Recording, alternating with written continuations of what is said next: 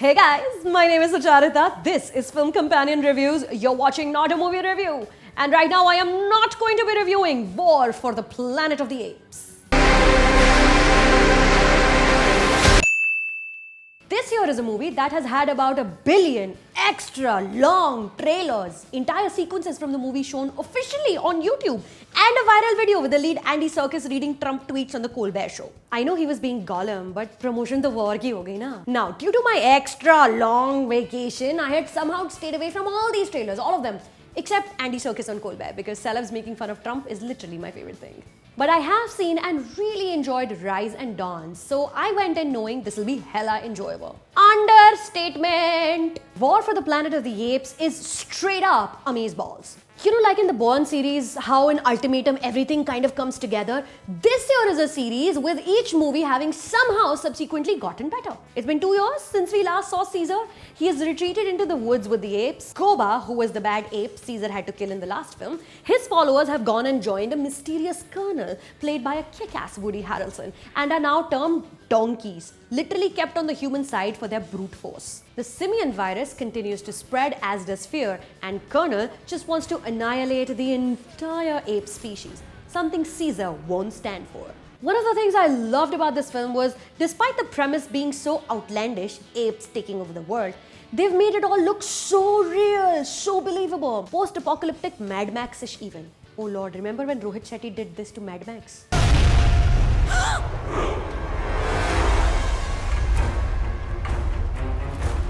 तेरी इस चुनौती का मुंह तोड़ जवाब भी दूंगा.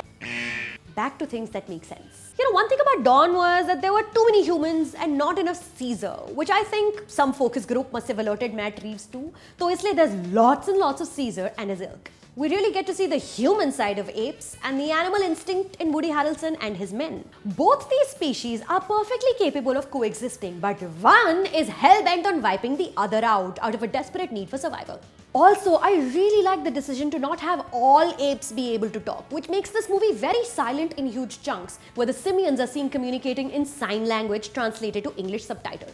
For me, that made the movie so much more powerful, kind of commanding me to pay undivided attention to what's going on. They later also use the sign language as a means to escape from human confinement, so a handicap essentially becomes their strength, which is what the message of this film is, I guess. Andy Serkis gives yet another excellent motion capture performance as Caesar. He is grayed a little bit, you can see deeper stress lines on his face, but he's still godlike to all the surviving apes and is the hero the world deserves and needs. The child, Nova, played by Amia Miller, albeit has been given most prominence on the posters second to Caesar, doesn't have that crucial of a track, even though her character does serve as an important plot point. But my favorite character in this new film has to be Bad Ape. But you ape like me. Eat. New friends. Played by Steve Zahn, Bad Ape is such a wonderfully written, beautifully created, heartbreakingly funny character I can't even deal right now. The scene where he first communicates with Caesar and his gang is just, not gonna lie, made me choke up a little bit.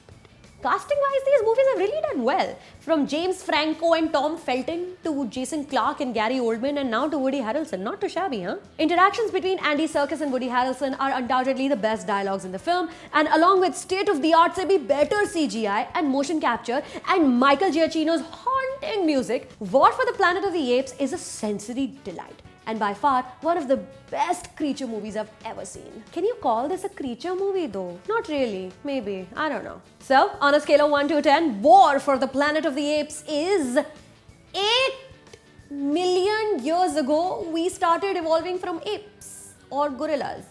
Technically, we're still apes, I guess. I definitely have some friends who are. So I appear here every week on Film Companion Reviews, but if you miss me, Twitter, Facebook, Instagram, everything, we'll put little things on the screen here. See you.